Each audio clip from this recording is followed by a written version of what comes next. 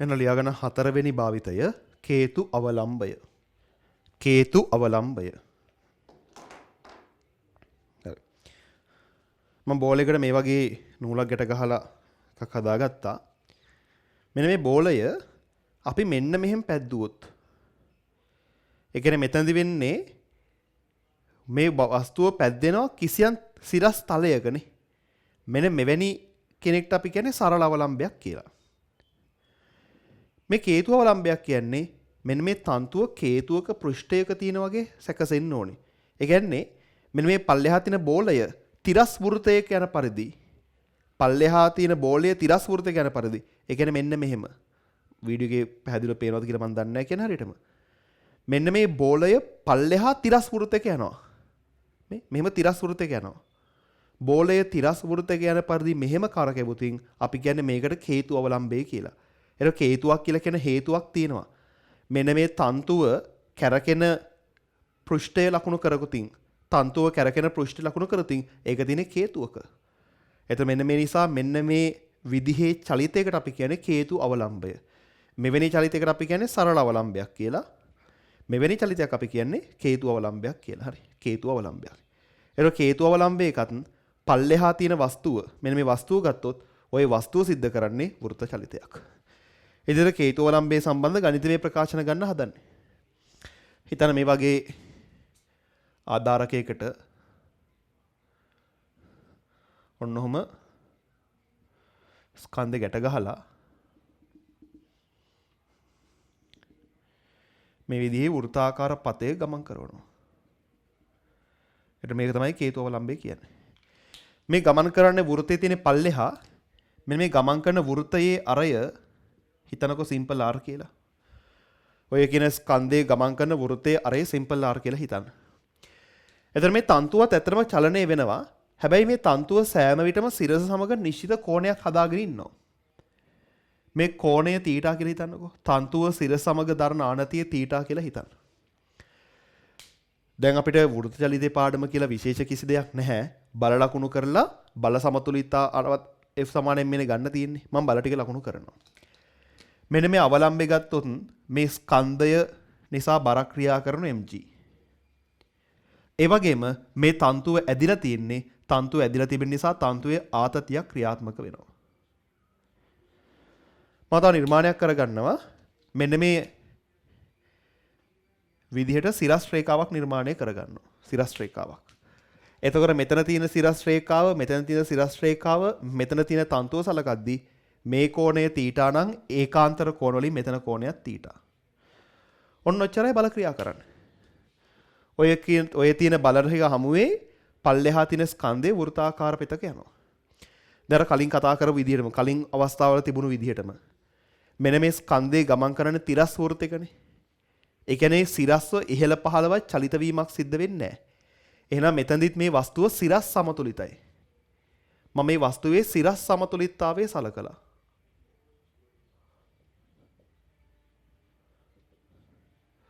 සිරස් සමතුලිතතාවය සලකලා. කරන්න තියෙන්නේ උඩහට තිබෙන බල පහළට සමාන කරන එකනේ. අපට පුළුවන් මෙන්න මේ ස්කන්ධේවත් තිබෙන බල විභේදනය කරන්න. මම ඊතන බල විභේදනය කරලා දාන්න ඕනේ නැහැ කියලා. මෙතන T තියෙනවා. T කියන තන්තුවේ ආතතිය සිරස් සංරචකේ උඩහට T cos θ. විභේදනය කර දාන්න දෙයක් නැහැ. උඩහට තියෙනවා T cos θ, පල්ලෙහාට තියෙනවා mg. ඔන්න කේතු අවලම්බයකට ලියන්න තියෙන එක සමීකරණයක්. කේතු අවලම්බයේ තියෙන බට්ට ගත්තොත් ඒ බට්ට තිරස් වෘතක යන්නේ. සිරස්ව ඉහළ පහළ යාමක් නැහැ. ඒ නිසා සිරස් බල සමතුලිතයි. එහෙනම් උඩහට තිබෙන බල සමාන කරන්න පල්ලෙහාට තිබෙන බල වලට. දැන් මේ ගානක් තියෙන්නේ තන්තුවේ ආතතිය සහ mg විතරයි. ඉතින් අපි හදන සමහර ගණන් වල තන්තු දෙකක් සම්බන්ධ වෙලා තියෙන පුළුවන්. ඒතකොට T1 T2 කියලා ආතති දෙකක් එනවා. ඒවට ගැලපෙන්න මේ ප්‍රතිඵල ලියා ගන්න ඕනේ. ඔන්න කරන එක දැක්ක. අනිත් එක තමයි වෘත්ත චලිතයේ සලකලා. මම තිරස් වෘත්ත කියලා ගන්නවා. තිරස් වෘත්ත චලිතයේ සලකා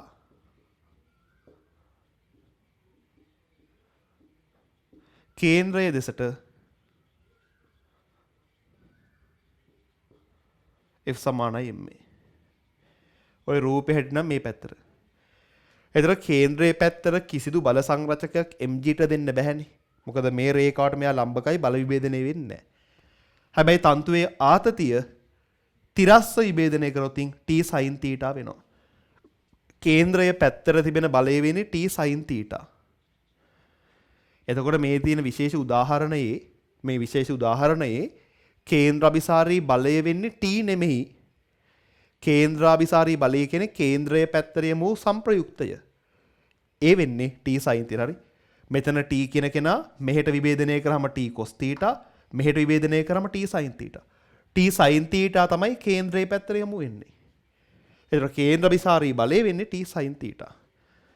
ස්කන්ධය m දැන් මේ ත්වරණය සඳහා ඕනනම් v ඔමෙගා දාන්න පුළුවන්, ඕනනම් r ඔමෙගා වර්ග දාන්න පුළුවන්, ඕනනම් v වර්ගයට r දාන්න පුළුවන්.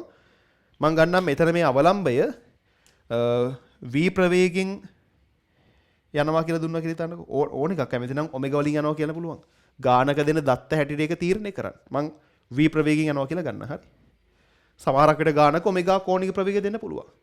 එහෙම වුණොත් දාන්න තියෙන්නේ r ඔමෙගා වර්ගය. මං වේගය ගන්නවා v කියලා. එහෙනම් ත්වරණය වෙන්නේ v වර්ගයට r. ඉතින් ඔන්න ඔච්චරයි කේතු අවලම්බයක් කියලා විශේෂයෙන් කරන්න තියෙන්නේ. ඉතින් මේක අපට අවසාන ප්‍රතිඵලයක් ගන්න පුළුවන් පළවෙනියාව දෙවෙනියගෙන් බෙදුවා. දෙවෙනියා පළවෙනියගෙන් බෙදනවා. දෙක බෙදීම එක. එතකොට t sin θ බෙදීම t cos θ සමානයි mv වර්ගය බෙදීම r ව බෙදන්න ඕනේ mg ගෙන්. ඒ කියන්නේ වැඩි කරන්න තියෙන එකයට mg ගෙන්. මෙතන m ට m කැපෙනවා, මෙතන t ට t කැපෙනවා. sin θ බෙදීම cos θ කියන්නේ tan θ. උතනින් එනවා v වර්ගයට rg. සම්මත ප්‍රතිඵල නෙමෙයි. අවශ්‍ය නම් ඉතින් MCQ ගණක් හදන්න කෙටි සූත්‍රයක් විදිහට මතක තියාගන්න. මේවා විභාගයට එකපාර පාවිච්චි කරන්න බෑ. ගණක් හදනවා නම් සිරස් බල සමතුලිතතාවය සලකලා සමීකරණයක් අරගෙන තිරස් F සමාන මේ දාලා සමීකරණයක් අරගෙන ඊට අදාළ සුළු කිරීමක් කරන්න තියෙනවා. හරි. හදාගෙන ගන්න.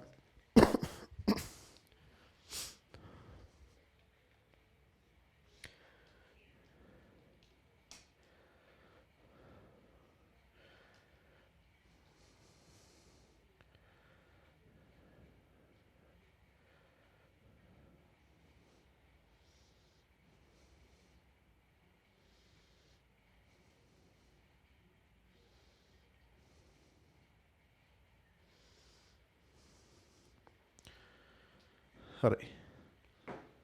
කේතු අවලම්බය කියලා ඔච්චරයි තියෙන්නේ. සිරස් බල සමතුලිතතාවය සලකුවා. උඩහට තිබෙන බල t cos θ පහළට තියෙන mg ට සමාන කරා. ඊට පස්සේ ඕන වෘත්ත චලිත ගානක පොදු තියරි එක කේන්ද්‍රයේ දිහාවට f සමානයි මේ. කේන්ද්‍රයේ පැත්තට බලයක් දෙන mg ට හැකියාවක් නැහැ. තන්තුවේ ආතතියේ තිරස් සංරචකයේ t sin θ කේන්ද්‍රයේ පැත්තට වෙනවා. ඒ නිසා t sin θ කේන්ද්‍රයේ දිහාවට දෙන බලය ස්කන්ධයෙන් ත්වරණය ප්‍රතිඵල තුනක් තියෙනවා. ගැළපෙන කෙනා v වර්ගයට r ව දාගත්තා.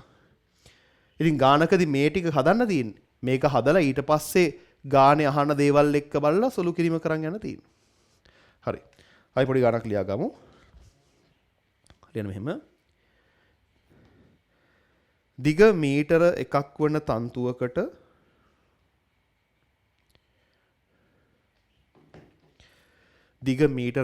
තන්තුවකට කිලෝග්‍රෑම් එකක ස්කන්ධයක් ගැට ගසා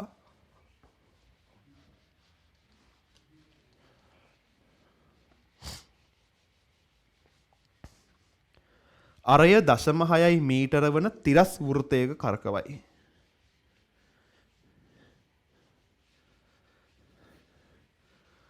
අරය 0.6 මීටර වන තිරස් වෘත්තයක කරකවයි. තන්තුවේ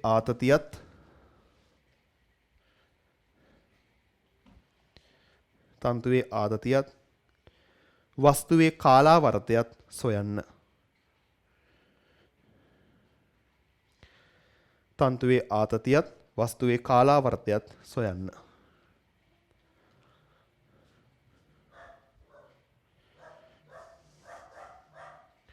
හරි. දෙවගානේ දීලා තින්නේ මීටරයක් දිග තන්තුවක් අරගෙන 0.6ක් අරය තියෙන වෘත්තේ කරකවන්නේ. ඒ කියන්නේ වෘත්තයේ අරය තන්තුවේ දිගට අඩුයිනේ. මේසයකට ඇණයක් ගහලා තන්තුවකට ගහලා වෘතයක් කරකුවොතින් හරියටම වෘතයේ අරය තන්තුවේ දිගට සමානයි. වෘතයේ අරය තන්තුවේ දිගට සමානයි සුමට මේසයක් මත කරකවද්දී. මේ ගානේ වෘතයේ අරය තන්තුවේ දිගට අඩුයි කියන්නේ අනිවාර්යයෙන්ම කේතු අවලම්බයක් කියලා හිතා ගන්න පුළුවන්. මේ ගානේ තියෙන කේතු අවලම්බයක්.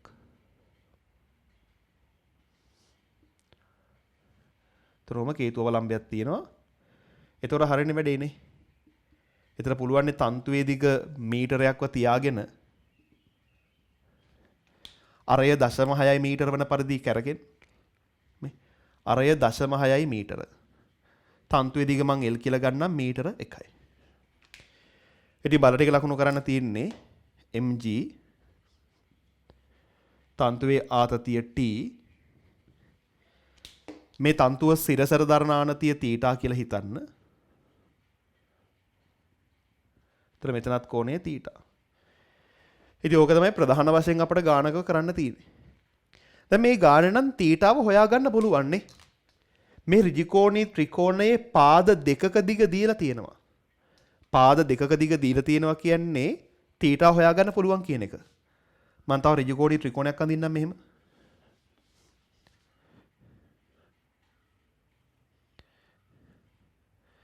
මේ දිග 1යි මේ දිග 0.6යිනේ. මම මේ රූපය දිහා බලන් ලියන්නම්කෝ sin තීටාව.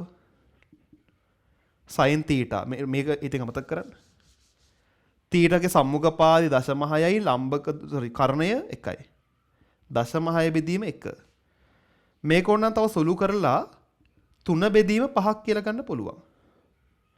sin තීටා 3 බෙදීම 5ක් කියලා ගන්න පුළුවන්. 0.6 බෙදීම 1 කිව්වත් 3 බෙදීම 5 කිව්වත් දෙකම එකයි.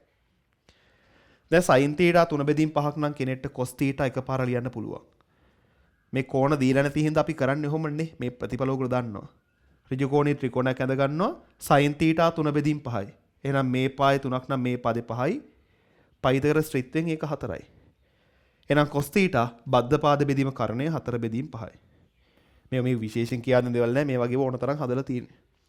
කෝණේ දීලා නැත්නම් අපි ඔහොම sin තීටා cos තීටා කියන ටික හොයා ගන්න ඕනේ. දැන් ඉතින් අපි ගාන හදමු. ඔන්න රූපේ. මේ ගානේ මුලින්ම අහලා තියෙනවා තන්තුවේ ආතතිය හොයන්න කියලා. ඒ වගේම ආවර්ත කාලය හොයන්න කියලා දෙනවා. දැන් ආවර්ත කාලෙත් එක්ක සම්බන්ධ වෙන්නේ රේඛීය ප්‍රවේගය නෙමෙයිනේ. කෝණික ප්‍රවේගය. ඔමෙගා සමානයි 2π බෙදීම t ප්‍රතිඵලයක් හදන්නවා. ඒ නිසා මේ ගාන හදන්න අපි පාවිච්චි කරන්නේ ඔමෙගාව. මේ ගාන හදන්න පාවිච්චි කරද්දී කෝණික ප්‍රවේගය පාවිච්චි කරන්න උනි. රේඛීය ප්‍රවේගය පාවිච්චි කිරීමෙන් ඇති පළක් නැහැ. මොකද රේඛීය ප්‍රවේගයත් එක්ක ආවර්ත කාලය ගලප ගන්න බෑ. ආවර්ත කාලය ගැලපෙන්නේ කෝණික ප්‍රවේගයත් එක්ක. ඒ නිසා මේ ගණන හදන්නේ කෝණික ප්‍රවේගය පාවිච්චි කරලා. කොහොම හරි මුලින්ම අපට හොයන්න කියන්නේ තන්තුවේ ආතතිය. මෙතන t-ව. මෙන්න මේ තන්තුවේ ආතතිය හොයන්න පුළුවන් හොඳම විදිහ තමයි සිරස් බල සමතුලිතතාවය ගන්න එක.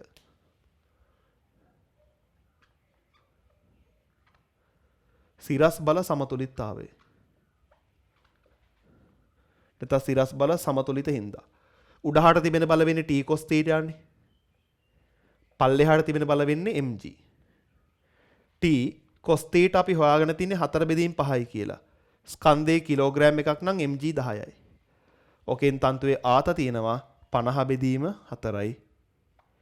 ඒ කියන්නේ නිව්ටන් 12.5යි. තන්තුවේ ආතතිය නිව්ටන් 12.5යි.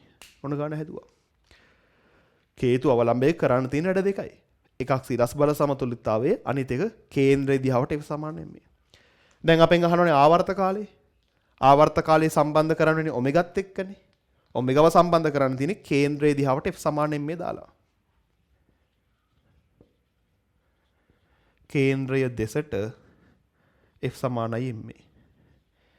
දැන් කේන්ද්‍රයේ පැත්තට ක්‍රියා කරන බල වෙන්නේ t sin θ. ස්කන්ධය m මේ ත්වරණය සඳහා නියෝජිතයෝ තුනක් ඉන්නවා. එකක් v ඔමෙගා, එකක් v වර්ගයට r, අනිත් එක r ඔමෙගා වර්ගය. කෝණික ප්‍රවේගයත් එක්ක යන්න ඕන හින්දා r ඔමෙගා වර්ගය දැම්මා. ආදේශ කරමු. t කියන්නේ 12.5යි. sin θ කියන්නේ 3 බෙදීම 5යි.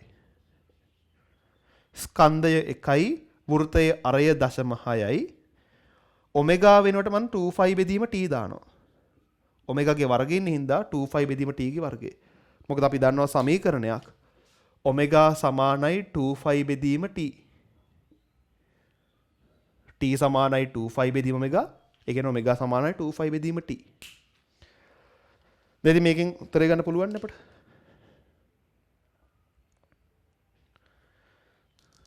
සුළු කරමු අපි.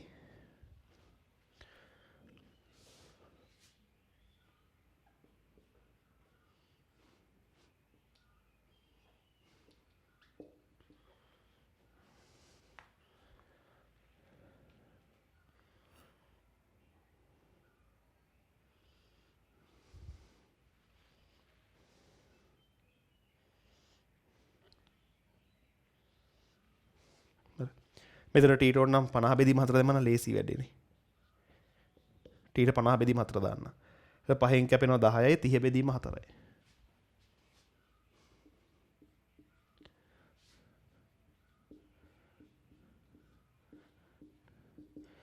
ඊට පස්සේ 30 6න් බෙදුණා නම් 5යි 30.6න් බෙදෙනවා කියන්නේ 50යි. මෙතන කැපෙනවා 50ට. 2π බෙදීම t ගේ වර්ගය 50 බෙදීම 4 වර්ගය. 50 බෙදීම 4. එහෙනම් වර්ගමූලය ගන්න එපයි 2π බෙදීම t ගන්න. ඒ කියන්නේ 50 බෙදීම 4 වර්ගමූලය. පරස්පරය ගන්න t බෙදීම 2π සමානයි මූල 4 බෙදීම 50. t සමානයි 2π වර්ගමූලයක් අස්සේ 4 බෙදීම 50. ඉතින් ඕක සුළු කරන්න පුළුවන්. 4 වර්ගමූලය 2යි 50 වර්ගමූලය ගන්න පුළුවන් 25 සරත් 2නේ 5යි මූල 2යි 2යි 5 5යි මූල 2යි. ඕක සුළු කළා කෙනෙක්ට ආවර්ත කාලය හොයාගන්න පුළුවන්. 5ට 3.1 දාලා හදන්න. මේ මෙතනින් පස්සේ සුළු කිරීම කියා දෙන්න දෙයක් නැහැ. ඒව කරන්න පුළුවන් තනියෙන්.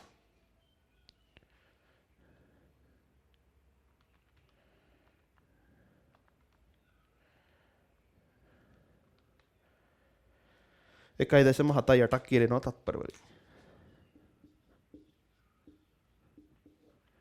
තත්පර 1.78යි.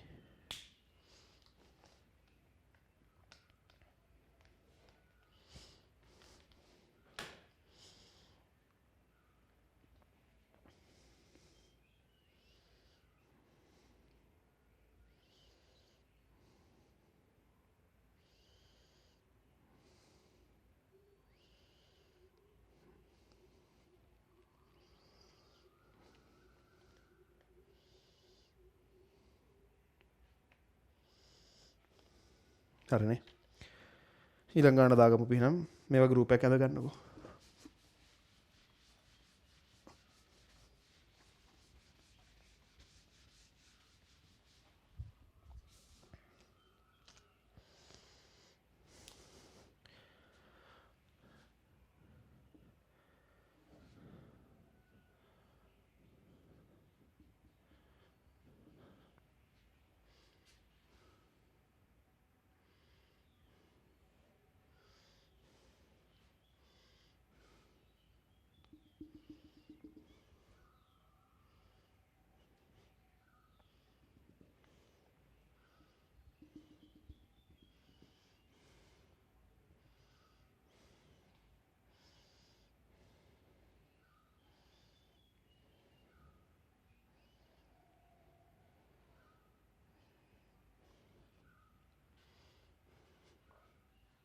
හරි.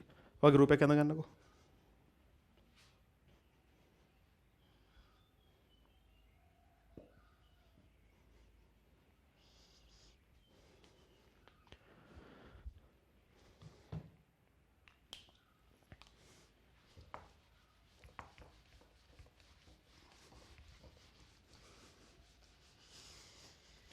හරි බස් ලියා ගන්න.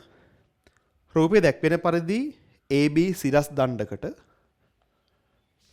රූපය දැක්වෙන පරිදි AB සිරස් දණ්ඩකට ලම්බකව මීටරයක් දිග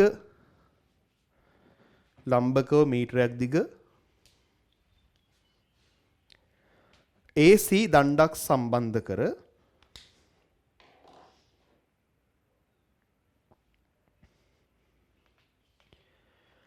C කෙළවරට 0.85 මීටර දිග තන්තුවක් ආධාරයෙන්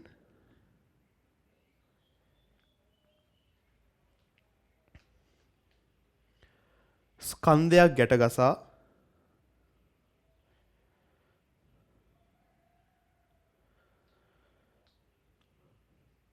එය අරය 1.6 මීටර වන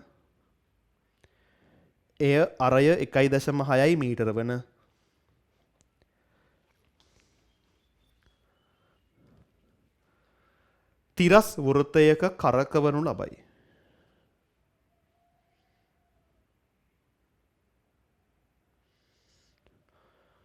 වස්තුවේ වේගය සොයන්න.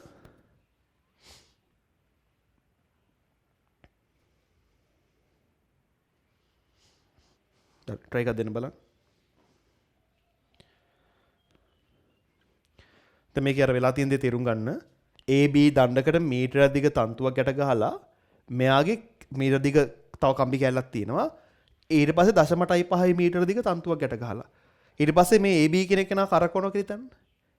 මේ AB කියන කෙනා කරකනකොට මෙන්න මේ අංශුවට සිද්ධ වෙනවා මෙවැනි වෘත්තයක ගමන් කරන්න. ඔය ගමන් කරන වෘත්තයේ අරය දීලා තියෙනවා 1.6 මීටර කියලා. මෙතන ඉඳන් මෙතනට තිබෙන මේ වෘත්තයේ අරය 1.6 මීටර. මම නිර්මාණයක් කරගන්නම්කො මේ විදිහට. ඔන්න ඔහොම. හරි. මම මේ රූපේ ගාන හදන අනවශ්‍ය රේඛා අයින් කරලා දානවා. කොහොමද තියෙන්නේ? මේ වස්තුව ඔමෙගා කෝණික ප්‍රවේගයෙන් අපි අහලා තියෙන්නේ v ප්‍රවේගය අහලා තියෙන්නේ v. මෙයා කැරකෙනවා මෙහෙම හරි. වෘත්තයක් කැරකෙනවා. රූපේ තියෙන ඔයගොල්ලන්ගේ. මම අත්‍යවශ්‍ය කරුණු ටික ලකුණු කරන්න මේ රූපේ වෙනස් කරා. දැන් මේ සම්පූර්ණ අරය 1.6 මීටර. මේ දිග මීටරයක් නම් මේ දිග මීටරයයි. එහෙනම් මෙතන ඉඳන් මෙතනට තිබෙන මෙන්න මේ දිග 0.6 මීටර. හරි. එතකොට තන්තුව සිරසට දරන ආනතිය හොයාගන්න අපට ලේසියිනේ. තන්තුව සිරසට දරන ආනතිය හොයාගන්න ලේසියි. ඍජුකෝණී ත්‍රිකෝණයක් තියෙනවා මේ විදිහේ. මෙන්න මේ කෝණය තීටා. මේ ඍජුකෝණී ත්‍රිකෝණේ තීටාගේ සම්මුඛ පාදයේ 0.6යි.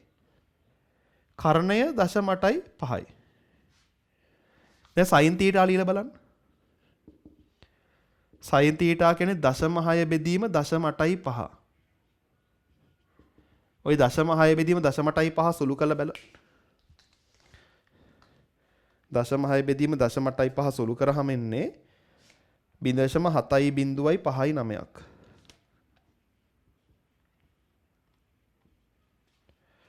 දැන් ඔය 0.759 සයින් වගුවේ කොහෙද ඉන්නේ කියලා බලන්න. එහෙම කරාම තීටා කියන එක සඳහා ලැබෙන්නේ අංශක 44යි කලා 54ක් කියලා. ඔයගොල්ලෝ සයින් වගුව අරන් බලන්න ඕනේ. 70යි කියන්නේ 7.59 සයින් වගුව ඉන්නේ කොහෙද? අංශක 44යි කලා 54යි.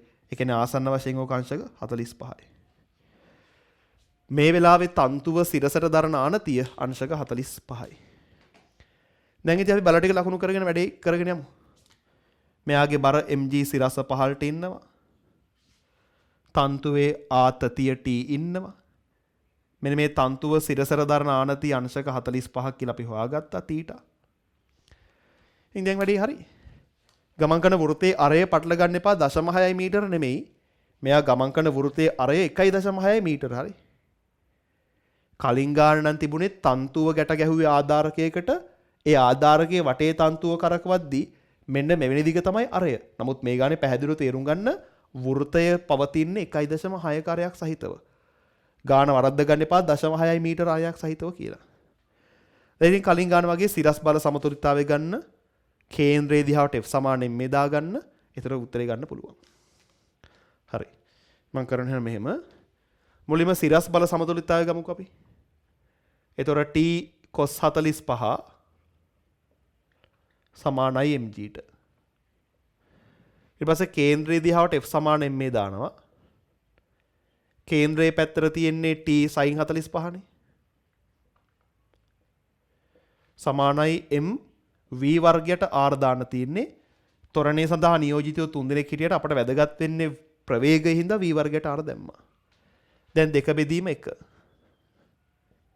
එතකොට t sin 45 බෙදීම t cos 45 මේ කට්ටිය බෙදනකොට mv වර්ගයට r ව බෙදන්න තියෙන mg ගෙන්නේ.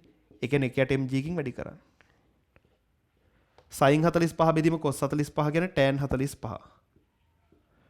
v වර්ගයට rg. tan 45 1යි. v වර්ගය. r 1.6 මීටර g 10යි. එන හරහට ගුණ කරාම v වර්ගයේ 16ක් එනවනේ. 1.6 වරක් 10 16 හරහට ගුණ කරා. v වර්ගයේ 16යි වර්ගමූලය ගත්තම v 4යි ms ඍණ 1යි. වස්තුව කැරකෙන වේගය වෙන්නේ 4ක් ms ඍණ 1. ඔන්නමයි ගන්න හදන්නේ.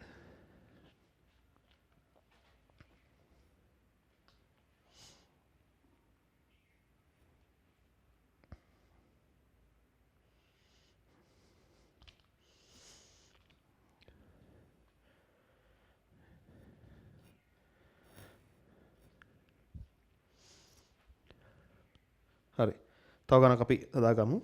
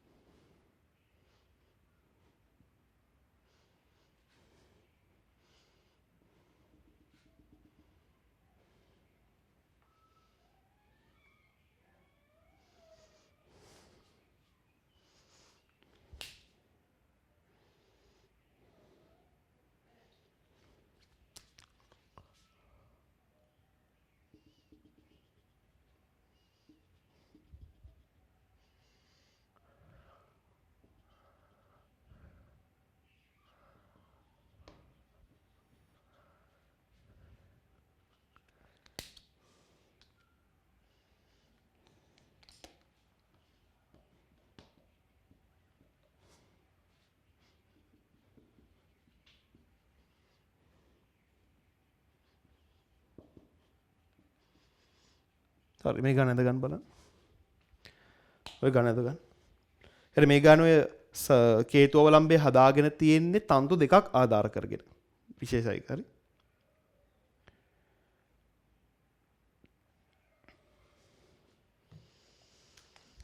ලියන්න. රූපේ පෙන්වා ඇති ආකාරයට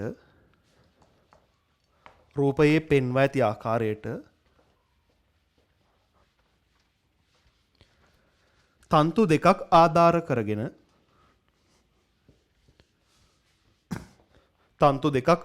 කරගෙන කිලෝග්‍රෑම් 5ක ස්කන්ධයක්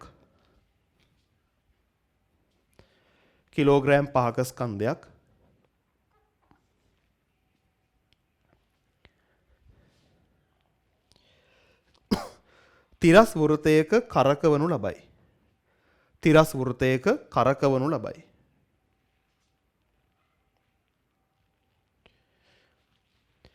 එක් තන්තුවේ ආතතිය සොයන්න.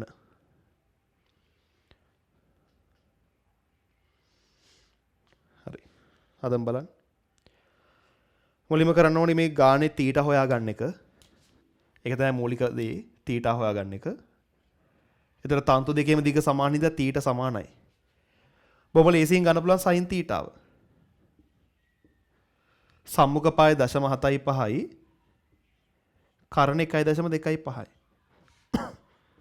ඕක 0.25න් කැපුණට පස්සේ 3 බෙදීම් 5ක් එන්නේ.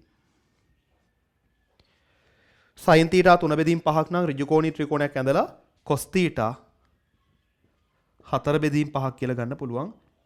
ඍජු කෝණී ත්‍රිකෝණයක් ඇඳලා කලින් හැදුවේ මේ විදිහටම ගන්න පුළුවන්. sin තීටා 3 බෙදීම් 5ක් නම් cos තීටා 4 බෙදීම 5යි. දැන් මේ ගානේ අහලා තිනවා තන්තු වල ආතතිය. මෙන්න මේ පළවෙනි තන්තුවේ ආතතිය T1 කියලා හිතන්න උඩ තියෙන තන්තුවේ. පල්ලෙහා තියෙන තන්තුවේ ආතතිය T2 කියලා හිතමු අපි. ඒ කියන්නේ නොදන්නා පද දෙකක් තියෙනවනේ. නොදන්නා දෙන්නෙක් හොයාගන්න සමගාමී සමීකරණ දෙකක් ඕනේ. ඔව් ගන්න පුළුවන් නේ. සිරස් බල සමතුලිතතාවයෙන් එකක් ගන්න පුළුවන්. කේන්ද්‍රයේ දිහාවට F සමාන m දාලා වෘතයේ සලකලා තව එකක් ගන්න පුළුවන්. සමගාමී සමීකරණ දෙකක් අරගෙන විසඳුවා නම් ගානට උත්තරේ ගන්න පුළුවන්. ඉතින් මේකේ මෙම සිරස් රේඛාවක් ඇඳගත්තොත් මේ කෝණේ θ මේ කෝණේ θ. මුලින්ම සිරස් බල සමතුලිතතාවයට එන්න. සිරස් බල සමතුලිත නිසා හරි.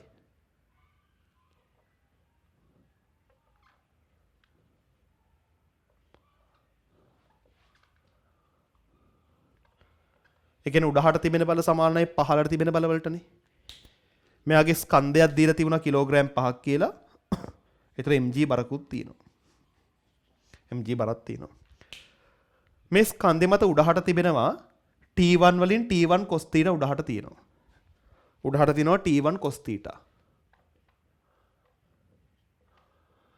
උඩහට තියෙනවා සමානයි පල්ලෙහාට තියෙනවටනේ. පහළට තියෙනවා mg බර. ඒ වගේම T2 කියන බලයේ විභේදන සංරචකයේ T2 cos θ. mg ධන T2 cos θ. මං T1 ඉන කට්ටිය T2 ඉන කට්ටිය ඔක්කොම එක පැත්තකට ගේනවා. එතකොට T1 cos θ ඍණ T2 cos θ සමානයි mg. cos θ කියන්නේ 4න් 5යි. එන 4න් 5යි T1. 4න් 5යි T2. sorry 5න් 4යි. 4න් 5 නෙමෙයි 5න් 4යි. හරි 5න් 4යි. 5න් 4යි. 5න් 4යි T1 5න් 4යි T2. ස්කන්ධයේ කිලෝග්‍රෑම් 50යි 50යි.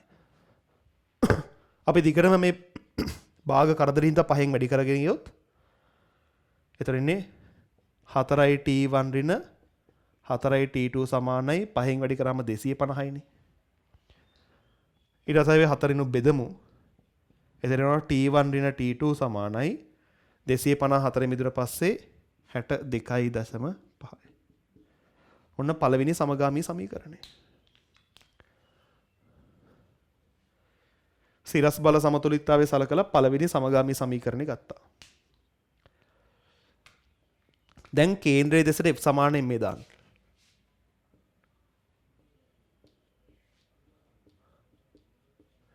ඒ කියන්නේ මේ පැත්තට F සමාන m.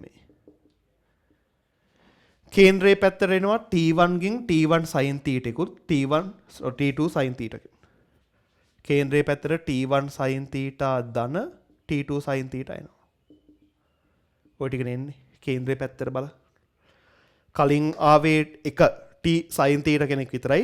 තන්තු දෙකක් කියන හින්දා T1 sin θ T2 sin θ දෙකම එනවා. මේ මෙහෙම. ස්කන්ධය m කෝණික ප්‍රවේගය දෙන හින්දා r ඔමෙගා වර්ගය. sin θ කියන්නේ 5න් 3යි. එතන 5න් 3යි T1 ධන 5න් 3යි T2 සමානයි ස්කන්ධය 5යි අරය 0.75යි ඔමෙගා 4 වර්ගය.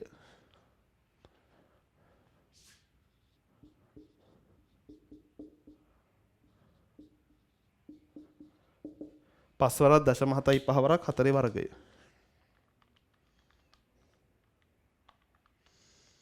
හැටක් තියෙන්නේ. ඒ 5න් වැඩි කරා නම් පුළුවන් එකපාර කරන්න පුළුවන් නේ. 5න් වැඩි කරන් ගියා නම් මෙතන ඉන්නේ 5 වරක් 300යි. 3ෙන් බෙදුවට පස්සේ 100යි. T1 ධන T2 100ක් එනවා හරි. 5න් වැඩි කරලා 3ෙන් බෙදන්න. දිගටම 3ෙන් කපන් ගියාම 20ක් නේ. 5න් එක තියෙන හින්දා 5න් වැඩි කරාම 100යි. එහෙම ගන්නත් පුළුවන්. ඉතින් සමගාමී සමීකරණ දෙකක් තියෙනවා. ඔය සමගාමී සමීකරණ දෙක විසඳ ගන්න. එක දෙක විසඳුවා නම් T1 T2 හොයන්න පුළුවන්. මම මුලින්ම 1යි 2යි එකතු කරනවා. එතකොට ඍණ T2 ට ධන T2 කැපෙනවා කියලා තේරෙනවා. දෙකක් T1 එන්නේ 162.5යි. එහෙනම් T1 එන්නේ 81.25යි නිව්ටන්. ඊළඟ දෙවනියාගෙන් පළවෙනි අඩු කරන්න. එතකොට දෙකක් T2 වෙනවා. 100න් 62.5ක් අඩු කරාම එන්නේ 27.5ක්. හරිනේ. එහෙනම් T2 වෙන්නේ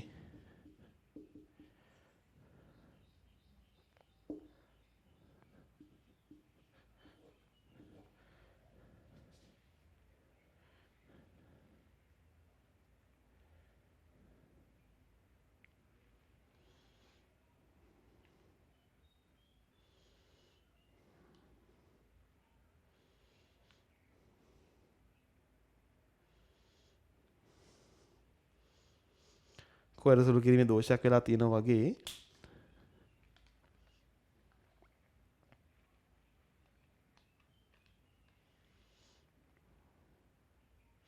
sorry 37.5 කියන්නේ හරි. 37.5. C 62.5 කියන්නේ 37.5 හරි. එතකොට එන්නේ දෙකෙන් බෙදුවට පස්සේ එන්නේ 18.75 නිව්ටන්. 18.75 නිව්ටන්. ඔන්න එතකොට කේතු අවලම්බය කියන භාවිතයත් හරි. ඒතර ගණනොත් තුනක් හැදුවා. ඉතින් ඔය තේරෙන මූලික තියරිය කේතු අවලම්බයකට සිරස් බල සමතුලිතතාවයක් අරගෙන තන්තු විභේදනය කරලා ගන්න. තිරස් බල සමතුලිතතාවෙන් තව ප්‍රතිඵලයක් ගන්න තියෙනවා. හරි. ලියාගන්න පස්වෙනි භාවිතය. පස්වෙනි භාවිතය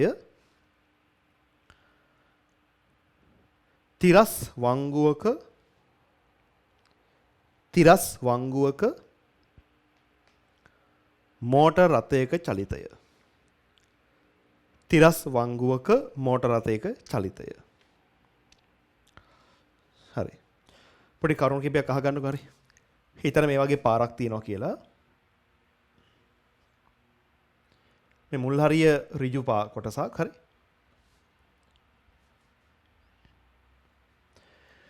දැන් මේ කොටසේ වාහනයක් එනකොට මම මේ උඩින් බලන් ඉන්න රූපයක් අඳින්නේ. ඒ කියන්නේ අපි උඩින් ඉඳන් බලන් ඉන්නවා කියලා හිතන්න. මේ වාහනේ උඩින් ඉඳන් බලන් ඉන්න අවස්ථාව හරි. එතන මේ වාහනේ පොළවට සම්බන්ධ වෙලා ටයර් ටික තියෙනවානේ. මේ ඉස්සරහට එන්නේ කියලා හිතන්න. හරි. වාහනේ ඉස්සරහට කිසියම් ප්‍රවේගයෙන් එනවා. මේ වාහනේ පොළවත් එක්ක ස්පර්ශ වෙලා තියෙන ටයර් ටික මම මදින්නම්කෝ හරි. මම යදිනේ ටයර් පොළවේ ගැටී තිබෙන හැටි. කාර් එකක් ගත්තොත් ටයර් හතරක් තියෙනවා. ඔන්නමනේ තියෙන්නේ. හරි. ටයර් ටික. තේරුම් ගන්නලා තියෙන්නේ හරි. පොළවත් එක්ක ටයර් ස්පර්ශ වෙන පිහිටුන් තමයි මම අර කොළ පාට පොඩි කොටස් වලින් ඇඳලා තියෙන්නේ. අපි ඝර්ෂණයේ පාඩමේදී ඒ වගේම කාර්ය ශක්තිය ක්ෂමතා පාඩමේදීත් වාහනයක ඝර්ෂණ බල හට ගන්න ආකාරය ඉගෙන ගත්තා. මේ වගේ වාහනයක් ගත්තොත් කාර්යයක් ගත්තොත් බොහෝ විට කාර් එකක එන්ජිම සම්බන්ධ කරලා තියෙන ඉස්සරහ රෝදවලට.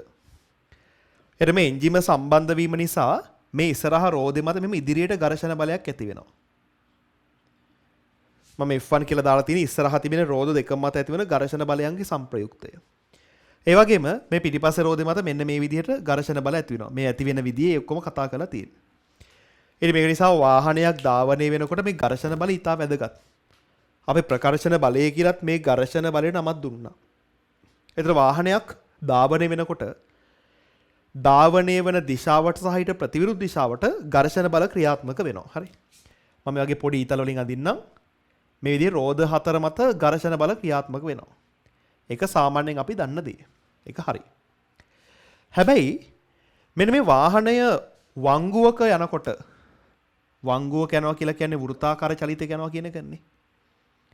මේ වාහනේ දැන් හිතන වංගුව යනවා කියලා. මේ තමයි ඔය ටයර් හතර හරි.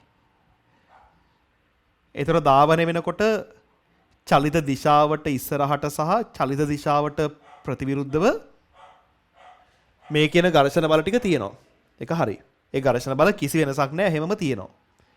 හැබැයි ඊට අමතරව ඔය කියන ඝර්ෂණ බල ටික තියෙන ගමන් ඉස්සරහට තිබෙන ඝර්ෂණ බලය සහ පිටිපස්සට තිබෙන ඝර්ෂණ බල ඔහොම තිබෙන ගමන්ම තවත් අලුත් ඝර්ෂණ බල සෙට් එකක් ක්‍රියාත්මක වෙනවා. ඒ තමයි මේ වාහනය වංගුවක යනකොට අපි කතා කරා වාහනයක් ඕන දෙයක් වෘත්තාකාර චලිතයක යනකොට එයා හැමතිස්සෙම වෘත්තයෙන් පිටතට යන්න උත්සාහ කරනවා. මේ වාහනේ මේ වංගුවේ යනකොට මේ වාහනේ හැමතිස්සෙම වංගුවෙන් ඉවතට ලිස්සන්න උත්සාහයක තියෙනවා. එතකොට මේ වාහනේ වංගුවෙන් ඉවතට ලිස්සන්න උත්සාහයක් තියෙනවා නම් මේ වාහනේ ඉවතට ලිස්සන්න හදනවා නම් ඕක දිහා බලන් ඉන්න පොළව මේ වාහනේ රෝද මත මෙන්න මේ පැත්තට, ඒ කියන්නේ වංගුවේ කේන්ද්‍රයේ පැත්තට ඝර්ෂණ බල ක්‍රියාත්මක කරනවා. වාහනය වංගුවෙන් ඉවතට ලිස්සන්න හදනවා. වාහනේ වංගුවෙන් ඉවතට ලිස්සන්න හදනවා නම් මේ වාහනේ රෝද ටික පොළොව මත ඇතිල් දීගෙන එළියට යනනේ හදන්නේ. එහෙනම් පොළොව විසින් වංගුව පැත්තට නැත්නම් වංගුවේ කේන්ද්‍රයේ පැත්තට ඝර්ෂණ බල ක්‍රියාත්මක කරනවා. ඉතින් ඔය රෝද හතර මත ඇතිවන මේ ඝර්ෂණ බලවල සංප්‍රයුක්තය ගත්තොත් මේ ඇතිවන ඝර්ෂණ බලවල සංප්‍රයුක්තයත් වංගුවේ කේන්ද්‍රයේ දෙසට ක්‍රියාත්මක වෙනවා. හරි. මෙව ගත්තොත් මේ වංගුවේ මේ වගේ වංගුවේ කේන්ද්‍රය වංගුවට අදාළ කේන්ද්‍රයක් තියෙන්නේ. වංගුවේ කේන්ද්‍රයේ දෙසට ක්‍රියා කරනවා. ඉතින් සාමාන්‍ය ධාවනයක ඝර්ෂණ බල චලිත දිශාවට ඉස්සරහට හෝ පිටිපස්සට ක්‍රියා කරන්නේ. වංගුවක යද්දි ඝර්ෂණ බල එක්ක වාහනේ දකුණු අත පැත්තට එක්ක වම් අත පැත්තකට. ඒ කියන්නේ වාහනේ පැත්තකට ක්‍රියා කරනවා. පැත්තකට ක්‍රියා කරන ඝර්ෂණ බල අදහසින් මේ ඝර්ෂණ බල වලට අපි පාර්ශවික ඝර්ෂණ බල කියලා කියනවා.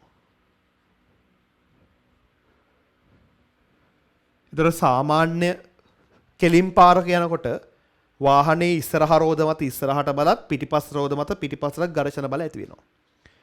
ඔය කියන බල ඔහොම තිබෙන අතරේ මම ඒ බල ටික මේ කියන්නේ නෑ. මේ කියන බල ටිකත් මේකේ තියෙනවා. ඕන මම එක තඳින්නම්කෝ. මේ කියන ඝර්ෂණ බල ටිකක් තියෙනවා. ඔය ඝර්ෂණ බල ටික තිබෙන අතරෙදී වාහනේ වංගුවෙන් පිටතට ලිස්සන් යන්න හදන එක වළක්වන්න වාහනය මත වංගුවේ කේන්ද්‍රයේ පැත්තට ඝර්ෂණ බල ක්‍රියා කරනවා. අන්නේ වාහනේ රෝද හතර මත පැත්තට ක්‍රියා කරන ඝර්ෂණ බලවල සංප්‍රයුක්තය පාර්ශවික ඝර්ෂණ බලය කියනවා. මෙන්න මේ පාර්ශවික ඝර්ෂණ බලය තමයි වාහනයට වංගුවේ යන්න නැත්නම් වෘත චලිතේ යන්න අවශ්‍ය කරන කේන්ද්‍රාභිසාරී බලය සපයන්නේ. වාහනේ වංගුව යන කේන්ද්‍රාභිසාරී බලය සපයන්නේ වංගුවේ කේන්ද්‍රයේ දෙසට වෙන පාර්ශවික ඝර්ෂණ බලය. හරි. හොඳට තේරුම් ගන්න මේ අදහස. කොහොමත් ඝර්ෂණ බල වාහනේ රෝද මත තිබෙන අතරේ වංගුවක යද්දි අමතර ඝර්ෂණ බලයකුත් ඇති වෙනවා වංගුවෙන් පිටතට ලිස්සන්න හදන හින්දා. අර මතක් කරගෙන කැරකෙන මේසයක් උඩ වස්තුවක් තිබ්බ කතාව. මේසේ වේගය වැඩි කරන්න වස්තුව ඉවතට ලිස්සන්න හදනවා. ඒක නිසා කේන්ද්‍රයේ දෙසට මේසයේ කේන්ද්‍රයේ දිහාවට ඝර්ෂණයක් ක්‍රියා කරා. ඔය විදිහටම වාහනයකත් රෝද හතර මත ඝර්ෂණ ක්‍රියා කරනවා. මුලින් ඇඳගන්න මේ රූපේ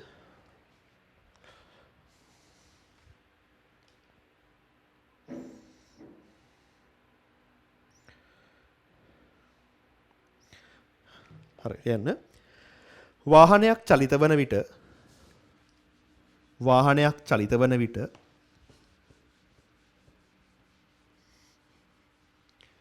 රෝද හතර මත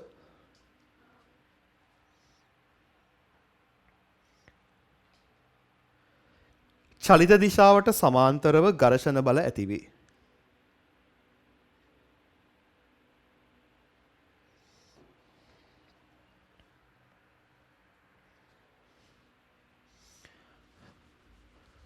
වාහනය වංගුවක්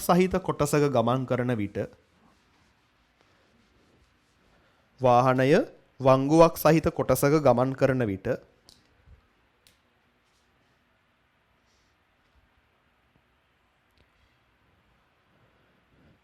එනම් වාහනය වෘත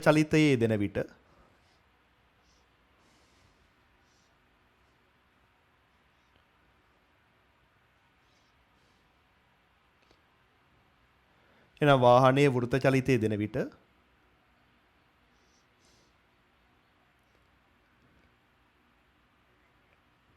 වංගුවෙන් ඉවතට ලිස්සා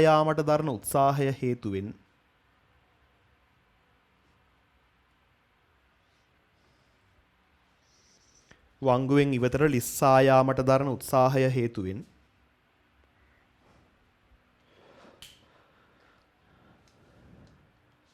වංගුවේ කේන්ද්‍රයේ දෙසට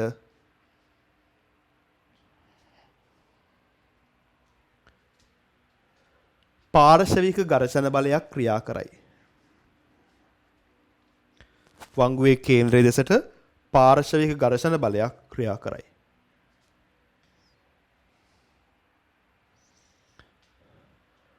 වාහනයට වෘත චලිතයේ යෙදීමට අවශ්‍ය කේන්ද්‍රාභිසාරී බලය වාහනයට වෘත චලිතයේ යෙදීමට අවශ්‍ය කේන්ද්‍රාභිසාරී බලය සපයන්නේ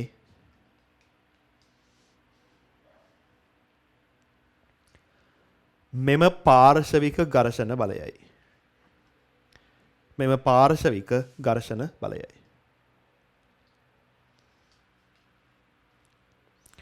හරි. දැන් අපි මේ චලිතය අධ්‍යයනය කරමු. මුලින් බල ටික ලකුණු කරගන්න එපයි. හිතන්න මේ වාහනේ ගුරුත්ව කේන්ද්‍රය කියලා. ගුරුත්ව කේන්ද්‍රයෙන් මේ වාහනේ බර ක්‍රියා කරනවා. අර අපි කතා කරමු රෝද 4 මත ක්‍රියා කරන පාර්ශවික ඝර්ෂණ බල ක්‍රියා කරන. ඒතර රෝද 4 මත ක්‍රියා කරන පාර්ශවික ඝර්ෂණ බලයන්ගේ සංප්‍රයුක්තය තමයි මම F කියලා දාන්නේ. 4 දෙනා මත ඇතිවන කට්ටියගේ සංප්‍රයුක්තය. ඒ වගේම මේ වම් මත පැත්තේ රෝද දෙකක් තියෙනවානේ ඉස්සරහයි පිටිපස්සෙයි. මේ රෝද දෙක මත ඇතිවන අභිලම්බ ප්‍රතික්‍රියාවන්ගේ සංප්‍රයුක්තය R1 කියලා ගන්න. හරි. වම් පැත්තේ ඉස්සරහ පිටිපස්සේ දෙන්නගේම සංප්‍රයුක්තය R1. දකුණු පැත්තේ ඉස්සරහ පිටිපස්සේ දෙන්නගේම සංප්‍රයුක්තය R2. මේ වාහනේ යනවා වෘත්තාකාර චලිතයක. ඒ කියන්නේ අපිට කියන්න පුළුවන් මේ වාහනේ ගුරුත්ව කේන්ද්‍රය මේ වගේ වෘත්තයක චලිත වෙනවා. හරි. වාහනේ ගුරුත්ව කේන්ද්‍රය මේ වගේ වාහනේ වංගුව යනවා කියලා කියන්නේ ගුරුත්ව කේන්ද්‍රය මේ වගේ වංගුවක් යනවා. හරි. ඔන්න ඔය වංගුවේ අරය මම R කියලා ගන්නවා. ඒ කියන්නේ වෘත්තයේ අරය R හරි. වගේක් තියෙනවා. ඉතින් ඔන්න බලසටහන. මේ වාහනය යන්නේ තිරස් වෘත්තයක සිරස් බල සමතුලිතයි. ඒතර සිරස් බල සමතුලිතතාවයෙන්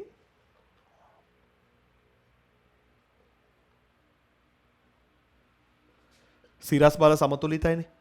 උඩහට තිබෙන බල, ඒ කියන්නේ R1 ධන R2 පල්ලෙහාට තිබෙන බල වලට mg ට සමානයි. ඔන්න ලියන්න පුළුවන් එක දෙයක්. ඊට පස්සේ වෘත්ත කේන්ද්‍රයේ දෙසට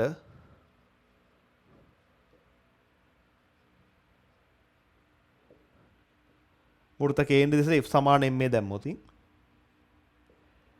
කේන්ද්‍රයේ දිහාට ක්‍රියා කරන F කියන බලය ස්කන්ධය m සාමාන්‍ය වාහනයක වංගුවේ යන කෝණික ප්‍රවේගය හොයාගන්න බැහැනේ. වාහනේ ස්පීඩෝමීටර් එකකින් වාහනේ ගමන් කරන වේගය හොයන්න පුළුවන්. මම වාහනේ වේගය v කියලා ගත්තොත් ඒ කියන්නේ වේගය කියන්නේ ස්පර්ශීය ප්‍රවේගය. මෙතන හිට v ඔමෙගා දාන්න පුළුවන්, r ඔමෙගා වර්ග දාන්න පුළුවන්, v වර්ගයට r අපි දාමු. ඒක තමයි වඩාත්ම ගැලපෙන්නේ. ඔන්න ඉතින් වංගුවේ ගමන් කරන වාහනේ සඳහා ලියන්න තියෙන ප්‍රතිඵල. ඊට මේ ප්‍රතිඵල දෙකට අමතරව විශේෂ කොන්දේසි දෙකක් අපි ඉගෙන ගන්නත් යනවා. දැන්ට මේ රූපය ඇඳලා මේ ටික කරගන්න. මේ අලුත් දෙයක් නැහැ. වාහනේ ගමන් කරන්නේ තිරස් වංගුවක උඩහටවත් පල්ලෙහාටවත් යන්නේ නැහැ. සිරස් බල සමතුලිතයි. ඒ කියන්නේ උඩහට තිබෙන බල පල්ලෙහාට තිබෙන බල වලට සමානයි. වෘත චලිතයේ සඳහා අනන්‍ය විශේෂම ගණිතමය තර්කය තමයි කේන්ද්‍රය දිහාට F සමාන m දානවා. කේන්ද්‍රයේ පැත්තට ක්‍රියා කරනවා F පාර්ශවික ඝර්ෂණ බලය. ස්කන්ධය m ත්වරණය කේන්ද්‍ර අභිසාරී ත්වරණයට ප්‍රතිඵල තුනක් තියෙනවා. තුනෙන් වඩා ගැලපෙන්නේ v වර්ගයට r දාන එක. දැන් ටෝක හදාගන්න.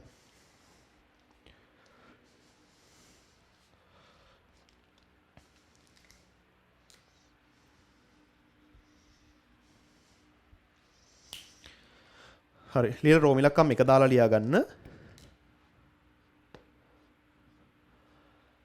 වාහනය වංගුවේ නොලිස්සන පරිදි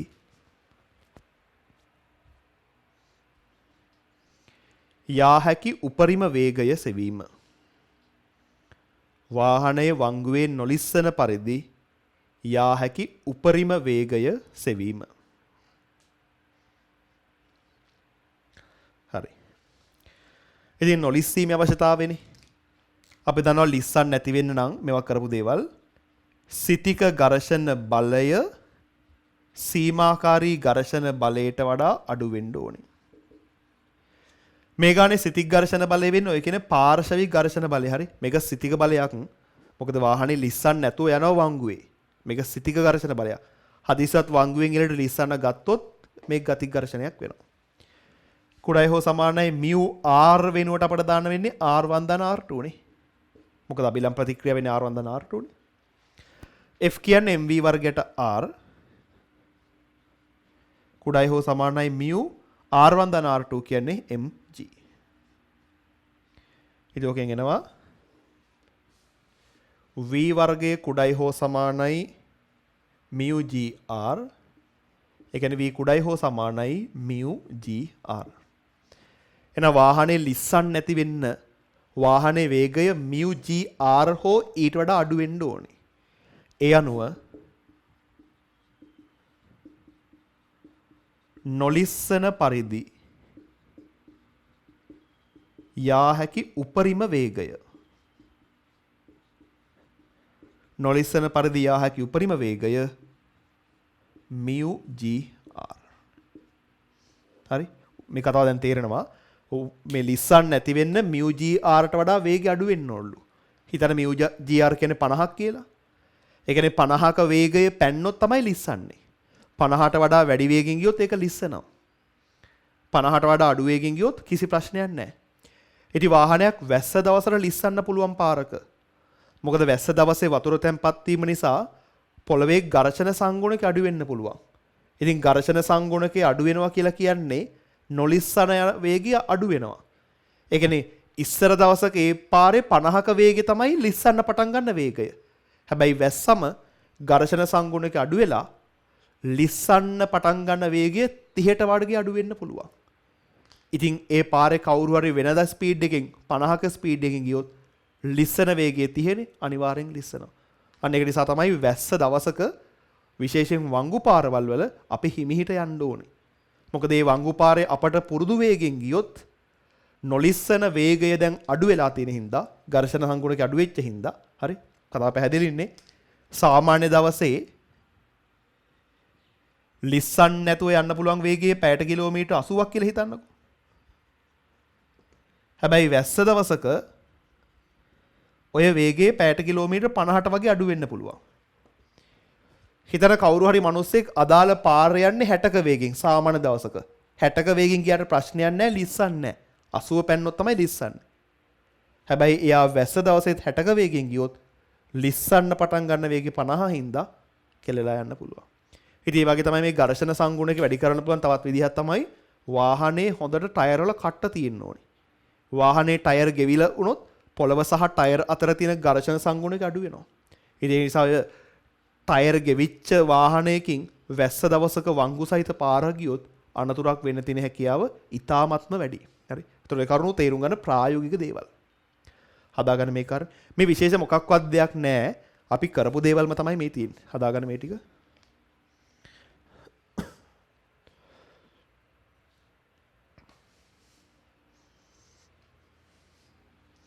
හරි. ලියන දෙවෙනි එක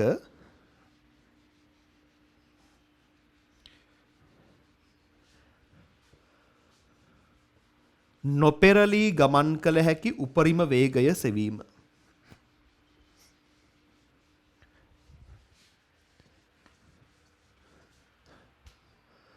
නොපෙරළී ගමන් කළ හැකි උපරිම වේගය සෙවීම.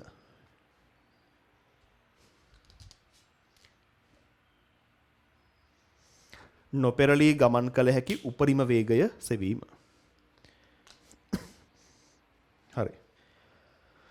ප්‍රති සමහරක් විටක පාරේ හොඳට වියලි දවසක් තියෙනවා කියලා හිතන්න හොඳට වාහනේ කට්ටක් තියෙනවා කියලා හිතන රෝදවල.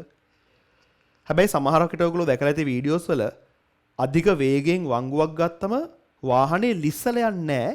වාහනේ පෙරලෙනවා. කාර් එකෙම ඉතාමත්ම අධික වේගකින් වංගුව ගියොත් එහෙම කාර් එක වංගුවෙන් පිටතට පෙරලි යන්න පුළුවන්. මොන වීඩියෝස් ටිකක් දාන්න දැන් බලන්නකෝ. 9 years ago, this was the reality for Toyota Hilux when we tested it in the Moose test. Almost flipping over, and now 9 years has passed, nothing has evolved.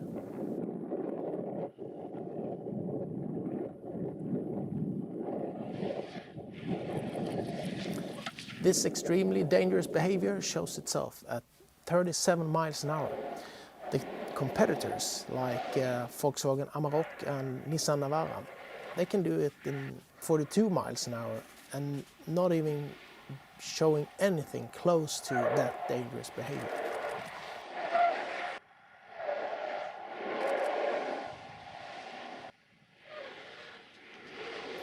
When we conducted the retest of the Hilux, we used a car with 17-inch wheels, and we could see that the lower grip level just made the behavior slightly better.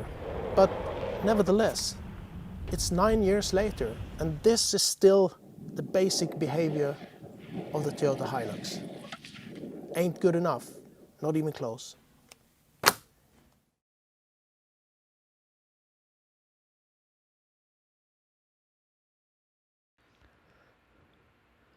හරිනේ.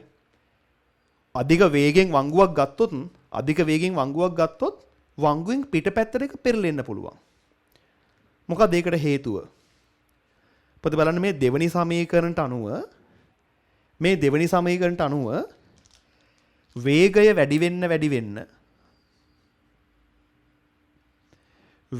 වැඩි වෙනකොට පාර්ශවික ඝර්ෂණ බලය වැඩි වෙනව නේද? පොතේ පෙරලෙනවා කියලා කියන්නේ ගුරුත්ව කේන්ද්‍ර වටේ කැරකෙන එක. බලන්න මෙන්න මේ ගුරුත්ව කේන්ද්‍රේ වටේ මේ පාර්ශවික ඝර්ෂණ බලය විසින් ගූර්ණයක් ඇති කරනවා නේද මේ? ගුරුත්ව කේන්ද්‍ර වටේ ගූර්ණයක් ඇති කරනවා මේ ඝර්ෂණ බලය විසින් මේ රූපෙට සාපේක්ෂව දක්ෂිනාවර්තව. එතකොට ඝර්ෂණ බලය එන්න වැඩි වෙනවා කියන්නේ මොකද්ද වෙන්නේ? ඝර්ෂණ බලය එන්න වැඩි වෙනවා කියලා කියන්නේ ගුරුත්ව කේන්ද්‍රය වටා දක්ෂිනාවර්ත බලගූර්ණ වැඩි වෙනවා. හරි. ඝර්ෂණ බලය විසින් ගුරුත්ව කේන්ද්‍රය වටා දක්ෂිනාවර්ත ගූර්ණයක් ඇති කරනවා. මේ වාහනය කියලා හිතන්න. මේ තියෙන ඝර්ෂණ බලයෙන් හින්දා මේ වංගු කේන්ද්‍රය මෙන්න මේ පැත්තට ගූර්ණයක් ඇති කරනවා. මේ ඝර්ෂණ බලය ප්‍රබල වෙන්න මේ බලගූර්ණය ප්‍රබල වෙනවා. ඉතින් ওই බලගූර්ණය ප්‍රබල වෙලා එක්තරා වෙලාවක ඝර්ෂණ බලය විසින් ඇති කරන බලගූර්ණය දරා ගන්න මේ වාහනේ නොහැකි වෙන්න පුළුවන්. මොකද මේ වාහනේ ගුරුත්ව කේන්ද්‍රය මත මේ දක්ෂිනාවර්ත ගූර්ණය බැලන්ස් කරන්න වාමාවර්ත ගූර්ණයක් R2 විසින් ඇති කරනවා. හරි. හැබැයි ඔය R1 වත් R2 වත් වෙනස් වෙන්නේ නැහැනේ. ඒවා නියතයිනේ. R1 R2 නියත හින්දා මේගොල්ලන්ගෙන් ඇතිකෙන ගූර්ණ ප්‍රමාණය නියතයක්. ඒ ගූර්ණ එලෙසම තියෙද්දි මෙන්න මේ ඝර්ෂණය විසින් ඇතිකරන ගූර්ණය ප්‍රබල වුණොත් මේ වාහනය පෙරළී යාමේ අවදානමක් තියෙනවා. ඔන්න ඕකයි අධික වේගකින් වාහනයක් වංගුවක ගියාම පෙරලෙන්න හේතු වෙන්නේ. වාහනයේ වේගය වැඩි වෙනකොට දෙවෙනි සමීකරණයට අනුව ඝර්ෂණ බලය වැඩි වෙනවා. දැනටමත් මේ ඝර්ෂණ බලය විසින් ගුරුත්ව කේන්ද්‍රය වටේ දක්ෂිනාවර්ත ගූර්ණයක් ඇති කරනවා. ඝර්ෂණ බලය ප්‍රබල වෙනවා කියන්නේ දක්ෂිනාවර්ත ගූර්ණය ප්‍රබල වෙනවා. දක්ෂිනාවර්ත ගූර්ණය ප්‍රබල වෙලා යම් කිසි මොහොතක මෙයා දක්ෂිනාවර්තව කැරකෙන්න පුළුවන්. දක්ෂිනාවර්තව කැරකෙනවා කියලා කියන්නේ එයා වංගුවෙන් පිටතට පෙරළුණා කියන එක. අපි මේ හොයන්න හදන්නේ පෙරලෙන්නේ නැතුව යන්න පුළුවන් උපරිම වේගය මොකක්ද කියලා. පොඩි සටනක් අපි ලියාගෙන ඉමු. ආපහු මේ රූපේ ඇඳගන්න. මේ රූපේ ඇඳගන්නදී මම මේ දුර්වල ප්‍රමාණයක් දාගන්නවා මෙහෙම. පොළවේ ඉඳන් මේ ගුරුත්ව කේන්ද්‍රයට තිබෙන උස මම y කියලා ගන්නම්. හරි. පොළව සහ ගුරුත්ව කේන්ද්‍රය අතර උස y කියලා ගන්නම්. මෙන්න මේ ටයර් දෙක අතර දුර x කියලා ගන්නවා. ආපහු ඒ රූපේ ඇඳගන්න. මේ සමීකරණ දෙකක් දාගන්නකො මේ ටිකක් දාගන්න.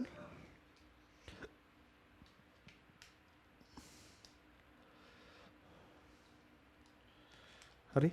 y කියන්නේ ගුරුත්ව කේන්ද්‍රයට උස.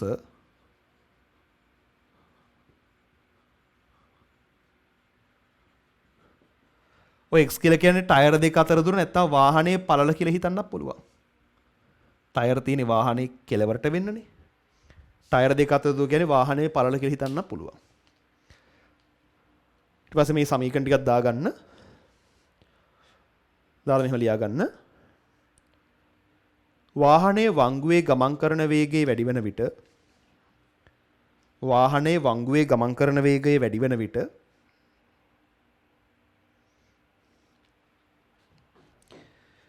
දෙවන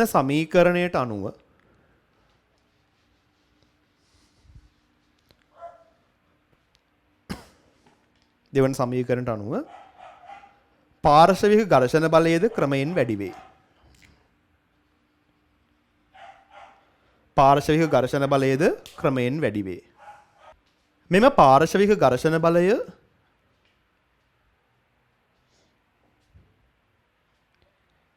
ගුරුත්ව කේන්ද්‍රයේ වටා දක්ෂිනාවර්ත ගූර්ණයක් ඇති කරයි. මම මේ රූපයට සාපේක්ෂව ලියන්නේ. මේ පාර්ශවික ඝර්ෂණ බලය ගුරුත්ව කේන්ද්‍රයේ වටා දක්ෂිනාවර්ත ගූර්ණයක් ඇති කරයි.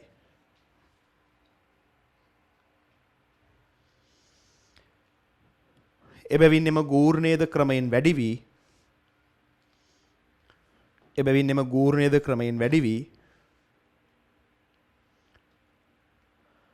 වාහනයේ වංගුවෙන් පිටතට පෙරලී යාමට හැකිය.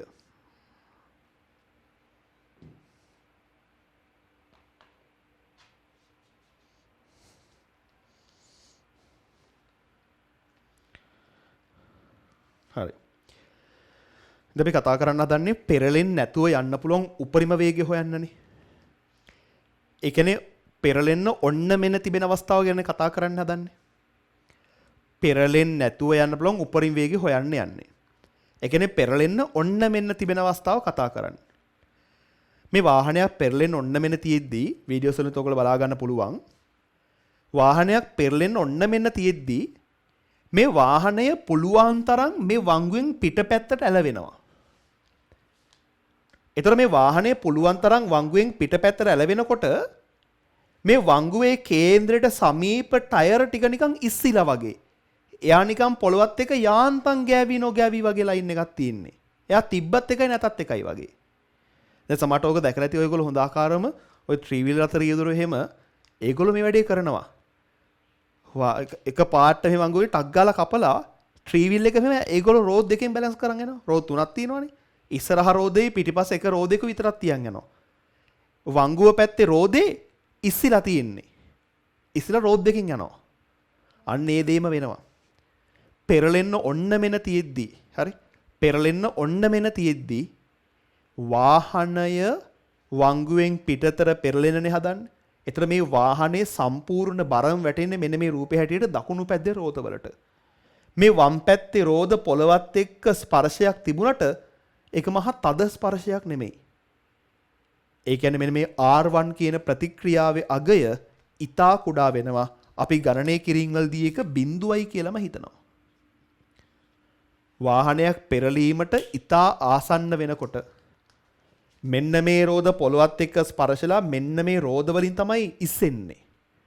එතන මේ රෝද වලින් ඉස්සෙන්න හදනවා කියන්නේ මේ රෝද පොළවත් එක්ක තද ස්පර්ශයක් නැහැ.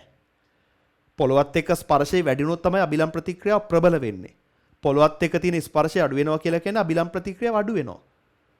හොඳට තෙරපෙන තරමට තමයි අබිලම් ප්‍රතික්‍රියාව ප්‍රබල.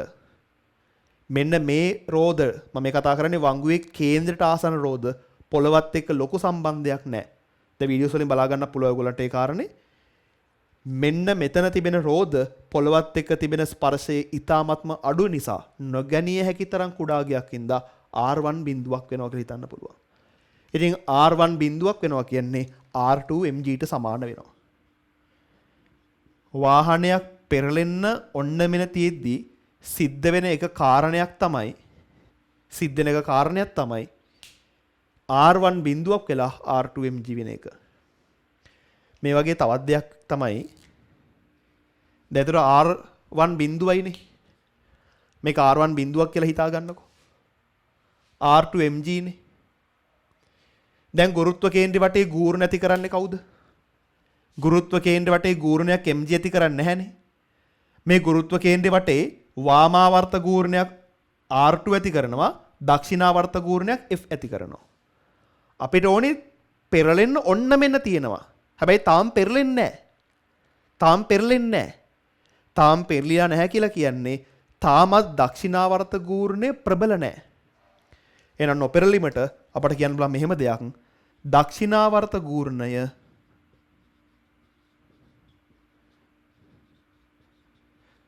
කුඩයි හෝ සමානයි වාමාවර්ත ගූර්ණය. මම මේ රූපෙට හැටියට ලියන්නේ දක්ෂිනාවර්ත ගූර්ණය හදිසියවත් විශාලයි නම් දක්ෂිනාවර්ත ගූර්ණ විශාලුනොත් මෙයා පෙරලෙනවා. පෙරලෙන්නේ නැහැ කියන්නේ තාමත් දක්ෂිනාවර්ත ගූර්ණය මේ වාමාවර්ත ගූර්ණය අභිභවාගෙන ගිහින් නැහැ. ඉතින් දක්ෂිනාවර්ත ගූර්ණය ලියන්න පුළුවන් අපිට. G වටානේ. හරි. මම ලියන්නේ කොහොම G වටේ ගුරුත්ව කේන්ද්‍රේ වටේ. මම ලියන්න දෙන්න හරි. ගුරුත්ව කේන්ද්‍රේ වටේ දක්ෂිනාවර්ත ගුණය වාමාවර්ත ගුණයට අඩුයි. දක්ෂිනාවර්ත ගුණ ඇති කරන්නේ ඝර්ෂණ බලයෙන්. ගුරුත්ව කේන්ද්‍රේ වටේ බලය F ලම්බක දුර y Fy. කුඩයි හෝ සමානයි වාමාවර්ත ගූර්ණය. වාමාවර්ත ගුණයක් ඇති කරන R2 විසින් R2 වාහනේ පළල x එහෙනම් මෙතන ඉඳන් මෙතනට දුර x බෙදීම 2යි. R2 වරක් x බෙදීම 2යි. අපි F ට අගය දන්නවා මේක ආදේශ කරන්න R2 ට අගය දන්නවා mg මේ ටික ආදේශ කරලා අපට පුළුවන් පෙරලෙන්නේ නැතුව යන්න පුළුවන් උපරිම වේගය හොයාගන්න. හරි. කතාව හොඳට තේරුම් ගන්න හරි අවබෝධයෙන් තේරුම් ගන්න පෙරලෙන්න ඔන්න මෙන තියෙද්දි විශේෂ ප්‍රතිඵල දෙකක් අනාවරණය කරන්න පුළුවන්. පෙරලීමට ඉතාසන්න වෙනකොට වංගුව පැත්තේ තිබෙන රෝද පොළවත් එක්ක ස්පර්ශයක් කරන්නේ නැති තරම්. ඒ නිසා R1 බිඳුවක් වෙනවා. එතකොට R2 mg බර සමීකරණ දරා ගන්නවා. ඒ වගේම පෙරලීමට ආසන්න අවස්ථාවක් නේ ගන්නෙ. තාම පෙරලී නැහැ. තාම පෙරලියා නැත්නම් අපිට කියන්න පුළුවන් ගුරුත්ව කේන්ද්‍රය වටේ දක්ෂිනාවර්ත ගූර්ණය. ඕන මේක පෙරලෙන්න ඔන්න මෙන්න අවස්ථාවක සමානයි කියලා කියන්න පුළුවන්. පෙරලෙන්නේ නැහැ කියන්නේ ගුරුත්ව කේන්ද්‍ර වටේ දක්ෂිනාවර්ත ගූර්ණය වාමාවර්ත ගූර්ණයට වඩා අඩුයි. දක්ෂිනාවර්ත ගූර්ණය F වැඩි කිරීම y නේ. වාමාවර්ත ගූර්ණය R2 කියන එක නැති කරන්නේ එයාට ගුරුත්ව කේන්ද්‍ර ලම්බක දුර x බෙදීම 2. හරි. අපි ගුරුත්ව කේන්ද්‍ර වටේ ගූර්ණ ගන්නෙ මොකද පෙරලෙනවා කියන්නේ ගුරුත්ව කේන්ද්‍ර වටේ කැරකෙන එක. මේක උනා සමානමයි කියලා කියන්න පුළුවන්. පෙරලෙන්න ඔන්න මෙන තියෙනවා කියලා කියන්නේ සමානයි කියන්නත් පුළුවන්. මෙහෙම ගත්ත ප්‍රශ්න නැහැ සමානයි කියලා ගත්ත ප්‍රශ්නයක් නැහැ. අපි ලියගමු මෙහෙම කාරණයක්. වාහනය පෙරලීමට ඉතා ආසන්න වන විට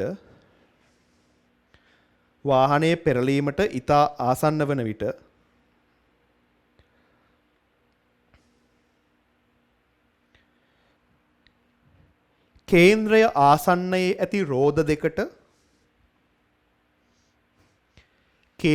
ආසන්නයේ ඇති රෝද දෙකට දැනෙන ප්‍රතික්‍රියාව ශූන්‍ය වේ.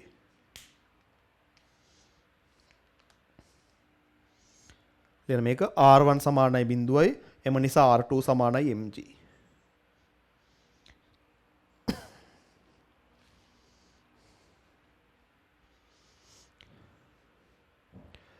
ඊට පස්සේ කියන්න තවමත් වාහනය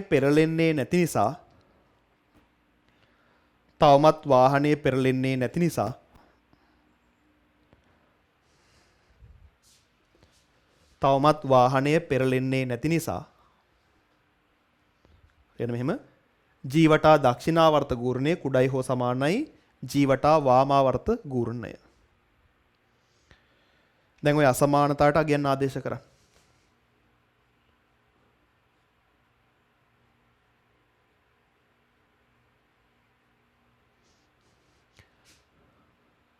F කියන්නේ mv වර්ගයට r y R2 කියන්නේ mg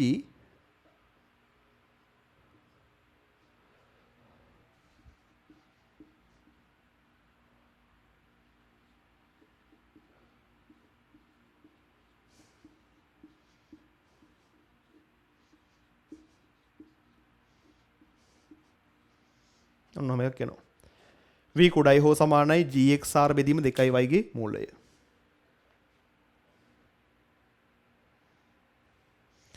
ඉතින් මේ තමයි පෙරලෙන්නේ නැති වෙන අවශ්‍යතාවය.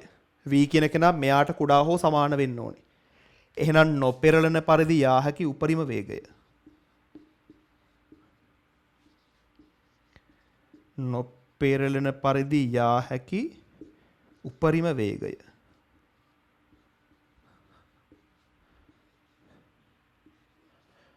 මූල gxr බෙදීම 2y.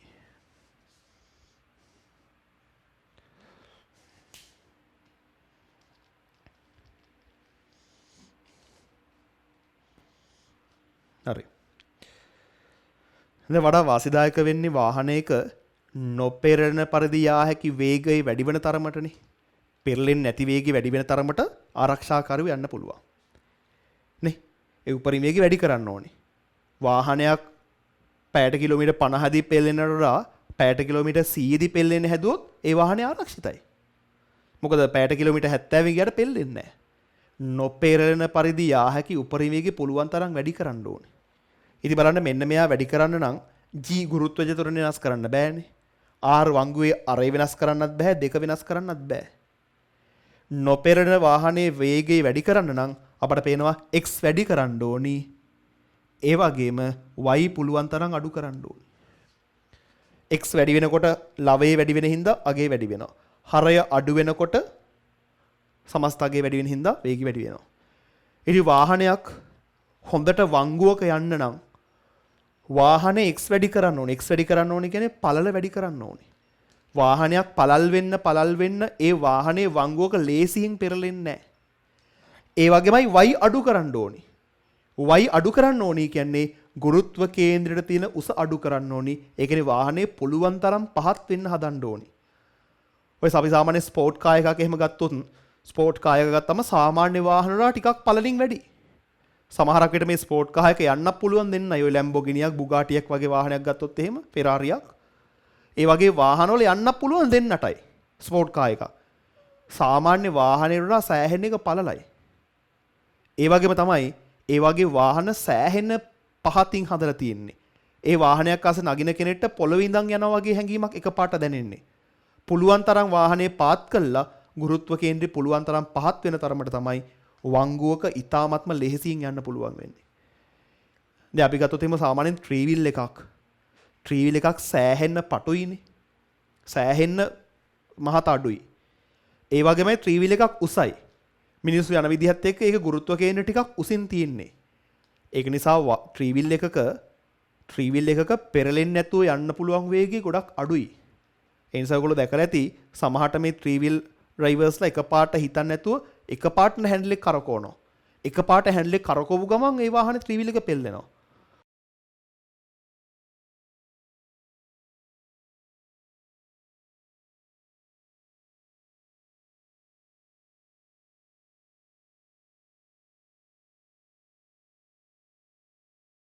ඕන තරම් ඔයගොල්ලෝ ත්‍රිවිල් පෙරලෙන අවස්ථා දැකලා ඇති. හැබැයි ලේසියකට කාර් එකක් පෙරලෙන අවස්ථාවක් දකින්න බෑ. ඒකට හේතුව ත්‍රිවිල් එකකට සාපේක්ෂව කාර් එකක පළල වැඩි. ඒ වගේම එයයි ගුරුත්ව කේන්ද්‍රය තියෙන උස අඩුයි. ඒ නිසා කිසියම් වංගුවක යද්දී වඩාත් ආරක්ෂිතව වැඩිම වේගයකින් යන්න පුළුවන් වෙන්නේ ත්‍රිවිල් එකකට වඩා කාර් එකක. ඉතින් අතර මේක පරීක්ෂා කරන ටෙස්ට් එකකුත් තියෙනවා. දැන් වාහනවල කොච්චර මේ ආරක්ෂිත කියලා බලන්න ටෙස්ට් එකක් තියෙනවා මූස් ටෙස්ට් කියලා. දැන් මම ඒකේ වීඩියෝස් වගේක් දාන්නම්. එතන එකෙන් පැහැදිලිව බලා ගන්න පුළුවන්. උස වාහනය කියන්නේ කැබ් එකක් ජීප් එකක් වගේ වාහනයක් එකපාරට වංගුවක් ගත්තම් පෙරලෙන තියෙන හැකියාව වැඩි. හැබැයි ගොඩක් පහතින් තියෙන කාර් එකක් ඒ වංගුවක් ගත්තට ඒක පෙරලෙන කිසිම හැකියාවක් නැහැ වගේ බොහොම ලස්සනට ඒ වංගුව යනවා දැනෙන්නේවත් නැහැ වගේ. ඉතින් මේකවලට පැහැදිලිව බලා ගන්න පුළුවන්. උස වාහනයක වංගුව ගන්න ගියොත් එහෙම අපේ ඇඟට අපහසුවක් දැනෙනවා. මේක කොයි වෙලේ පෙරලෙයිද වගේ හැඟෙනවා. හැබැයි කාර් එකක යද්දී ගොඩක් ලොකු වේගෙන් වංගුවක් ගියත් එම් පෙරලෙයි වගේ හැඟීමක් ඉන්නේ නැහැ. ඒකට හේතුව කාර් එකක් හදන්නේ මේ කියන තත්වලට ගැලපෙන. එතන ඔය කරුණු මතක තියාගන්න. වාහනයක් පෙරලෙන්නේ නැතිව යන්න නම් පළල වැඩි කරන්න ඕනි. ගුරුත්ව කේන්ද්‍රයට තිබෙන උස අඩු කරන්න ඕනි. හරි.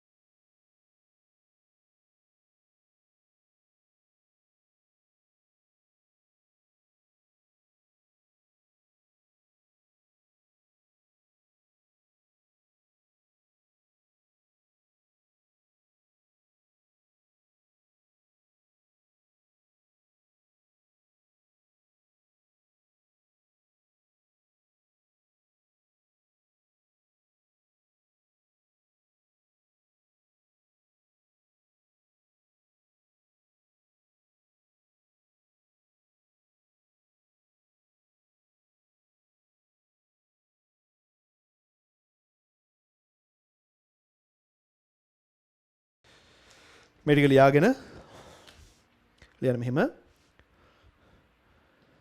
මේ අනුව වාහනයක පළල වැඩි වන විට සහ මේ අනුව වාහනයක පළල වැඩි වන විට සහ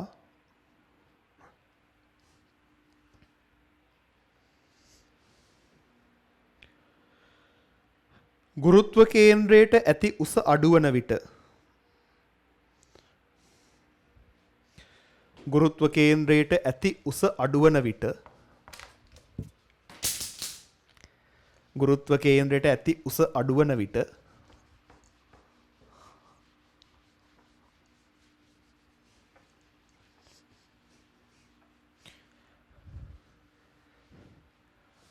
පෙරලෙන්නේ නැතුව වැඩි ප්‍රවේගයකින් ගමන් කළ හැකිය.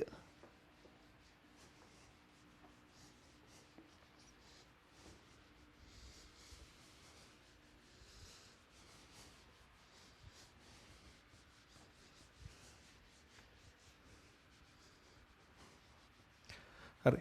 එතන මේ අවසානට ගත්ත ප්‍රතිඵල එකක්වත් සම්මත ප්‍රතිඵල නෙමෙයි. හරි.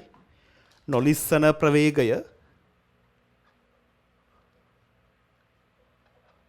නොලිස්සන ප්‍රවේගයාවේ මූල G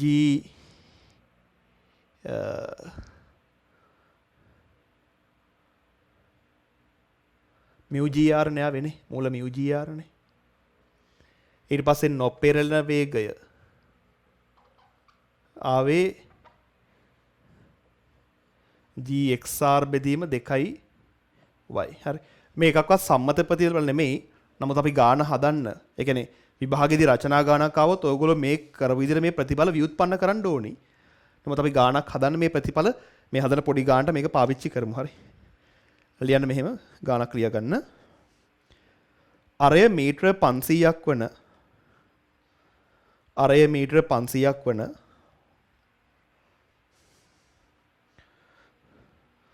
වෘත්තාකාර මාර්ගයක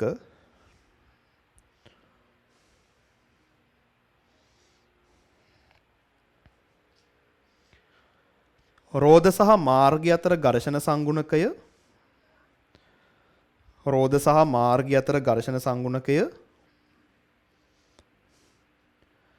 0.5ක්ද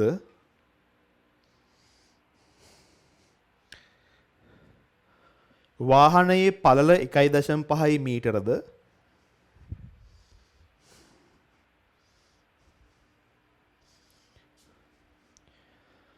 ගුරුත්ව කේන්ද්‍රයට ඇති උස සෙන්ටිමීටර 75ක්ද වේ.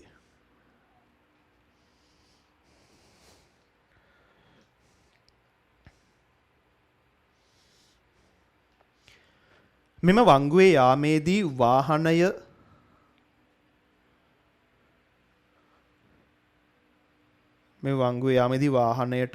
පළමුවෙන්ම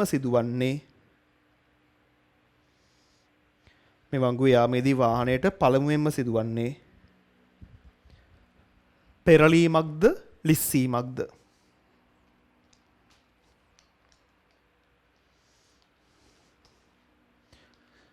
හරි. අපිට අත ටික දීලා බල අපෙන් අහලා තියෙනවා මේ වාහනේ වංගුවේ යනකොට වාහනයට පෙරලීමක්ද වෙන්න පුළුවන් ලිස්සීමක්ද කියලා. මොකද වාහනයකට වෙන්න පුළුවන් උපද්‍රව දෙකක් තියෙනවා. එක්ක වාහනේ ලිස්සන්න පුළුවන්, එක්ක වාහනේ පෙරලෙන්න පුළුවන්.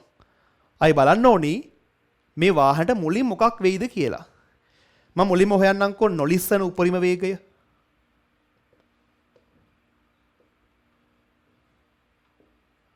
නොලිස්සන උපරිම වේගය හොයන්නම්. මම එක v1 කියලා ගන්නම්. ඒක mu gr නේ. mu දුන්න 0.5යි. G 10යි. අරය දීලා තියෙනවා මීටර 500යි. ඕකෙන් එනවා V1 50 ms ඍණ එකයි කියලා. ඒ කියන්නේ වාහනේ වේගය 50ට આવොත් තමයි ඒක ලිස්සන්නේ. වාහනේ වේගය 40 තියදී ලිස්සන්නේ නැහැ. හරි. මං ඊළාට හොයනවා නොපෙරලෙන උපරිම වේගය. ඒ කියන්නේ මේකනේ නේ මූල gx r බෙදීම 2y නේ. G10යි R500යි X කියන්නේ වාහනේ පළල 1.5යි y කියන්නේ ගුරුත්ව කේන්ද්‍රයට උස 0.75යි. ඔන්නෝක සුළු කරන්න සුළු කරාට පස්සේ එනවා උත්තරයක් 70.7යි ms ශ්‍රේණියක කියලා. සුළුකින් තනියෙන් කළ ආදේශ කරගන්න.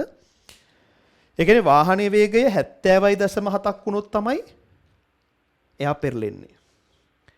වාහනේ වේගය 71 වෙච්ච ගමන් ඒක පෙරලෙනවා. එහෙනම් මේ දත්ත වලින් මුලින්ම එළඹෙන්නේ මොකද්ද? වාහනේ වේගය ටික ටික වැඩි කරන් යනවා කියලා හිතන්න. බිඳුව හිතන වාහනේ වේගය පැයට කිලෝමීටර් තප්පරයට මීටර හොඳයි. වාහනේ වේගය 30යි කියලා හිතන්න. 30 කියනකොට 50ටත් ඇවිල්ලත් නැහැ 70.4 ඇවිල්ලත් නැහැ ලිස්සන්නෙත් නැහැ පෙරලෙන්නෙත් නැහැ ආරක්ෂිතයි. හිතන වාහනේ වේගය 49ක් කියලා. 49ක් වුණාම නොලිස්සන උපරිම වේගයට ඇවිල්ලත් නැහැ නොපෙරලෙන උපරිම වේගයට ඇවිල්ලත් නැහැ ප්‍රශ්නයක් නැහැ. 49ත් ගැටලුවක් නැහැ. 50ක් වෙනවා කියලා හිතන්නකෝ. 50 කියන්නේ නොලිස්සන උපරිම වේගය. ප්‍රශ්නයක් නැහැ. නොපෙරලෙන උපරිම වේගයට අඩුයි. 51 වෙච්ච ගම මොකද වෙන්නේ? 51 වුණා කියන්නේ නොලිස්සන උපරිම වේගය පන්නලා. නොලිස්සන උපරිම වේගය පැන්නුවා කියන්නේ යා ලිස්සීමක් සිද්ධ වෙන්නේ. එහෙනම් මේ වාහනේ මුලින්ම සිද්ධ වෙන්නේ ලිස්සීමක්. ඉතින් මේ ඉලක්කම් දෙකෙන් ඕක තර කරන්න තියෙන්නේ. පෙරලෙන්නේ නැතුව යන නම් වේගය 70.7ට වඩා අඩු වෙන්න ඕනේ. ලිස්සන් නැතුව යන නම් වේගය 50ට වඩා අඩු වෙන්න ඕනේ. හරි මේ ගානේ දීලා තියෙන දත්ත ටික ආදේශ කරේ සමීකරණ වලට. ඉතින් මුලින්ම සිද්ධ වෙන්න හැකියාව තියෙන්නේ වේගය 50 ඉක්මවීම. නේ 50 ඉක්මවලනේ මෙයාට එන්න ඕනේ. ඒ කියන්නේ මේ වාහනය මුලින්ම අනතුරටපත් වෙන්නේ ලිස්සීමෙන්. හරි. ගානේ අහලා තියෙන එක පළමුව සිද්ධ වන්නේ ලිස්සීමද පෙරලීමද? ලිස්සීම. ලිස්සීමෙන් කියලා දාගන්න. ඒතර ඒකත් හරි.